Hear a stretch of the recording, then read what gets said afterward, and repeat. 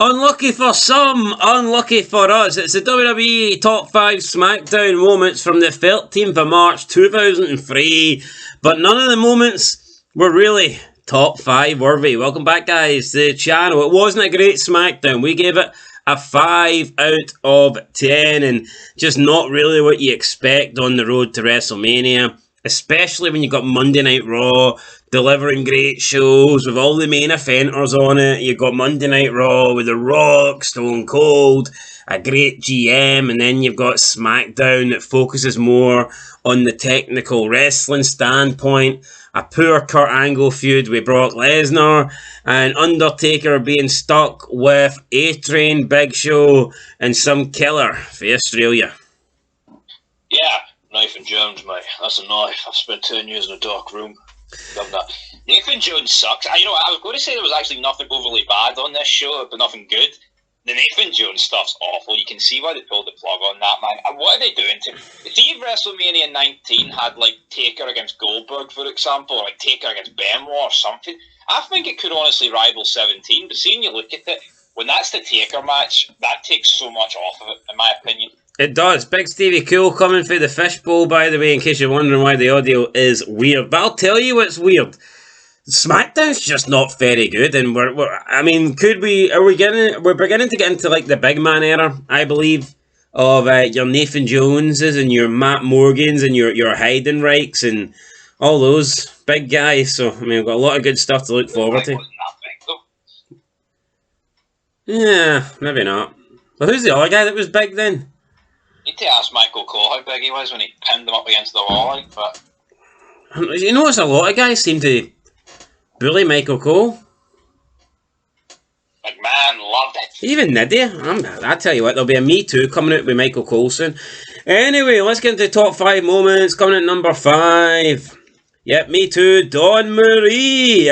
She flashed Taz and Michael Cole. Unfortunately, we didn't get to see shit, though, because of the bottom rope. Or top rope, even. She's not a midget, so yeah, it was the top rope.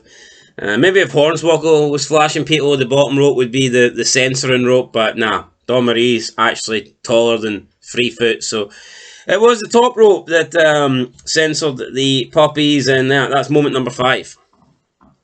Yeah, I mean, it almost brought Al Wilson back to life. What about Dawn? What about Al? Al's 6 feet under. No rope is going to save him. And he's still taller than Hornswoggle. Oh, absolutely. I mean, he's 6 feet under, and Hornswoggle's 9 feet. Anyway, that's plenty about the numbers. But I mean, that was bad. It's a decent moment, but again, I think it sums up the lack of quality on SmackDown. It does, right. Moment number 4 got McMahon going down memory lane with Hulk Hogan. We just see like a package of Hulk Hogan. We get a handshake with McMahon and Hogan in the package. Then McMahon makes us watch the Hulk Hogan stuff again because he wants to focus on Hogan saying thank you, and it was the first time that he ever says thank you to McMahon. For me, this feud hasn't just not really got the legs to it. Last week, it was a great promo that, in my opinion, rivaled anything we've seen on Raw over the past month, and no matter whether it's Austin Rock or Triple H, Bischoff, the HBK Jericho stuff. I think what we've seen last week between McMahon and Hogan was just as good as any of that. But apart from that, it's been pretty poor. This wasn't great. And then the first week after No Way Out, you had the whole McMahon and the referee reveal, and it was like, who cares? Who the fuck cares? Then the fact that Hogan is working this part-time schedule, that doesn't help either. But why is he working this part-time schedule? We're not asking him to wrestle every Thursday.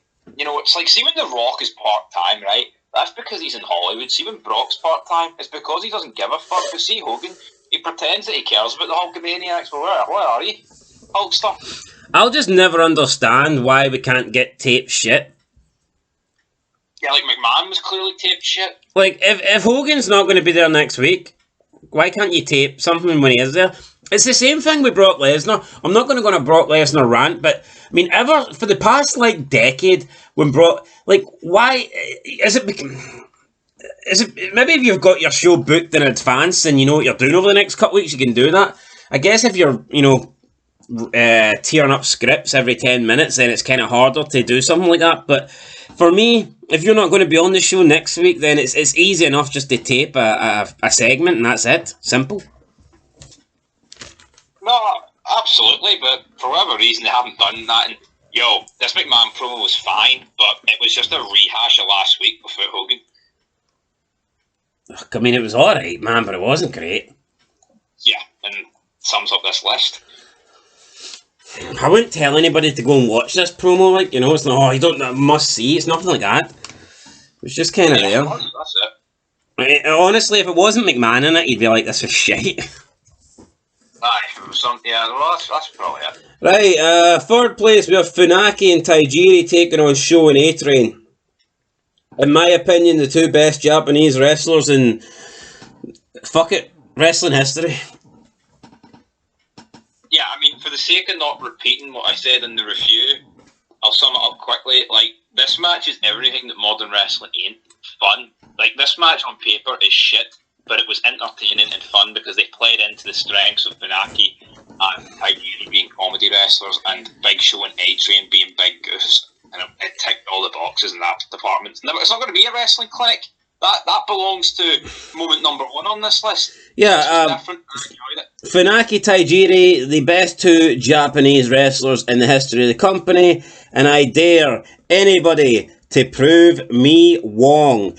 Anyway, let's move into number 2, shall we? Yes. Do you see what I done there? I see what you did there. Prove me wrong. What? Aye, let's go. Moment number 2. No, you've just ruined the joke, man. What was the joke? Prove me wrong. Alright, prove me wrong. Well, I'll tell you what. Prove me wrong. Prove me wrong. Prove me wrong. Anyway, the Asian orientation is out the window. Let's go to John Cena. Cuts a good wee promo here on Brock Lesnar. He's going to whack him like a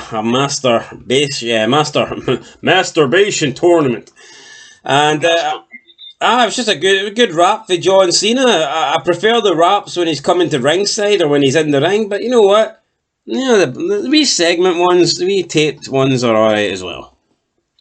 It's a wee bit repetitive, but it's better than not having them on TV. Yeah, 100%.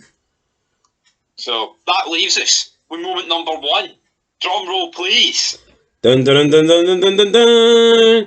Going with the tag team match between Eddie Guerrero and Chavo taking on Rhino and Benoit. Nobody's going to prove Benoit wrong, that's for sure. Definitely not. Good match. I mean, it did feel a wee bit overly long, but the longer it went on, the better it was. But then it just ends in the screwy finish that we inevitably thought was going to happen. Yeah, my problem was this match went on way too long, I think, to give you a screwy finish. It was such a good match. You've dedicated a long time to it. Why not just have a good finish? And I get it. They want both teams to be there. So I guess you can't have a definitive finish. But I would argue that if you're not going to have a legit finish and a legit winner, then don't bother having a 20-minute match. I think a 20-minute match should be... it's like... Look at let's say, for example, Cena versus Shawn Michaels. You know that match they have on Raw, the one after Mania, and it lasts an hour or whatnot? Absolutely. It would have been anticlimactic if that match just ended with Edge and Orton coming out and attacking them after an hour. Yeah, some matches need to be conclusive. I think if you're going to have a long match, then it may as well just be for matches that are going to have a legitimate winner and a conclusive victory and ending. But anyway, guys, that's the top 5 moments. SmackDown for me is the B show, and it's just not as good as Raw. It ain't, but here, up next, we've got Raw. Closer we get to Mania, SmackDown should improve, should it not? It has to. It has to. I think it will. We'll be there for it. We'll be there, guys. Anyway, that is it. Make sure you leave a like, comment, subscribe, and we'll catch you in the next one. Until then, peace.